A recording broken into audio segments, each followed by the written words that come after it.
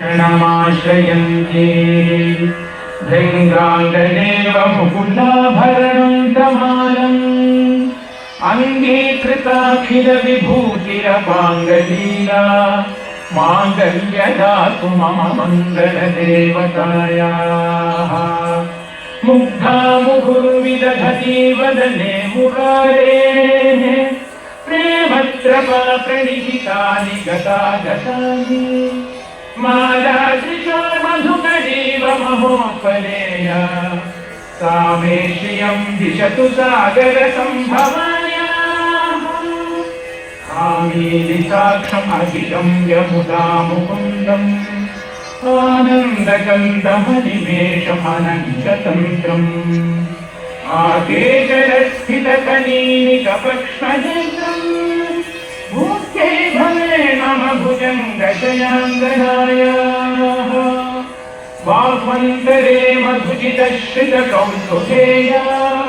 हारावलीव हरिलीलमयी विभाति कामप्रदा भगवतोऽपि कटाक्षमाया कल्याणमावहतु मे कमलालयायाः कालाम्बुदालिललितो रसिकैकभागे धाराधने स्फुरति यातडिदण्डने मातुः समस्तजगतां महनीयमूर्तिः भद्राणि मे दिशतु भागवनन्दनायाः प्राप्तं पदं प्रथमतः खलु यत्र भावात् माङ्गल्यभालिमधुमाखिनि मन्मथेन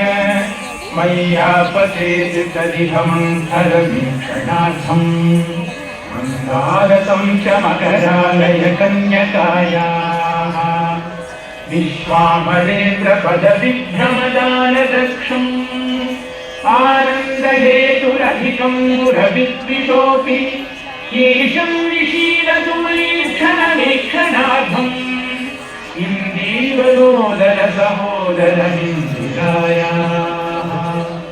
इष्टाविशिष्टमदयोऽपि यजातयाग्रदृष्ट्या श्रीष्टपदं सुलभं लभन्ते दृष्टिप्रहृष्टकमलोदरदीप्तिदिष्टाम् पुष्टिं कृषिष्ट मम पुष्करविष्टरायाः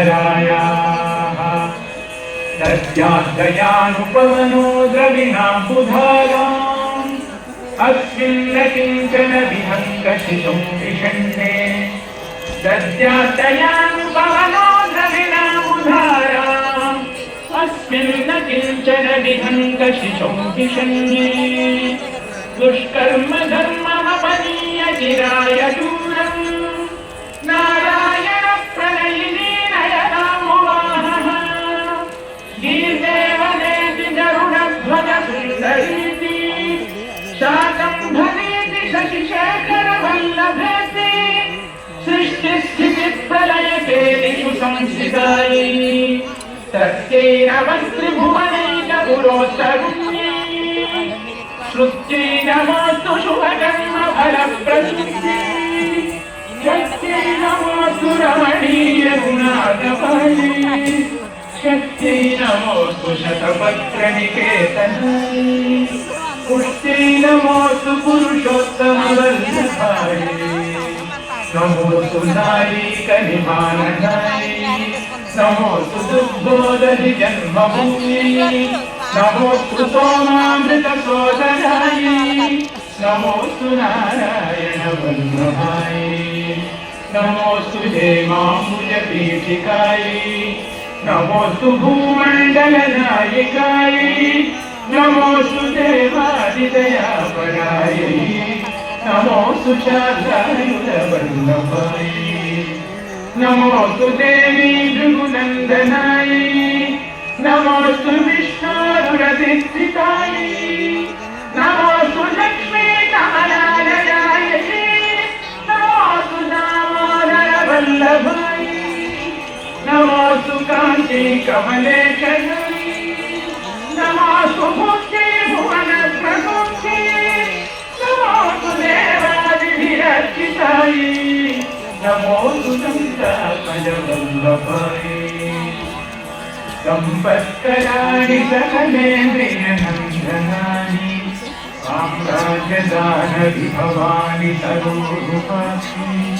त्वद्वन्दनानि दुरितोद्धरणोद्यतानि मामेव मातरनिशं प्रलयन्तु मान्ये यत्कटाक्षसमुपासनाविधिः सेवकस्य सकलार्थसम्पदः सन्तनोति मदनाङ्गमानसैः त्वां मुरारिहृदयेश्वरीं भजे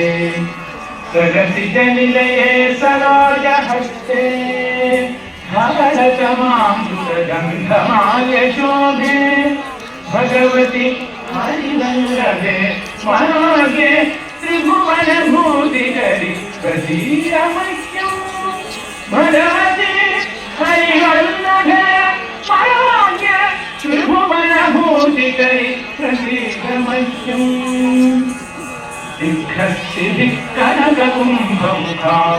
दिग्घस्तिभिक्कनककुम्भमुखावसृष्टस्पर्वाणि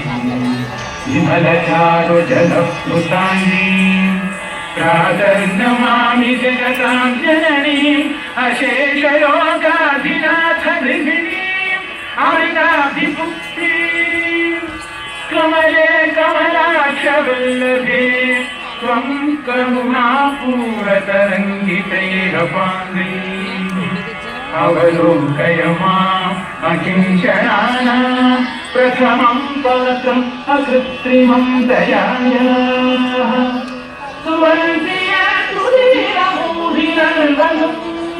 त्रयीमयी त्रिभुवनमातरं भ्रमा गुणाधिका गुरुतर भाग्यभागिनः भवन्ति ते भुवि बुधभागिनः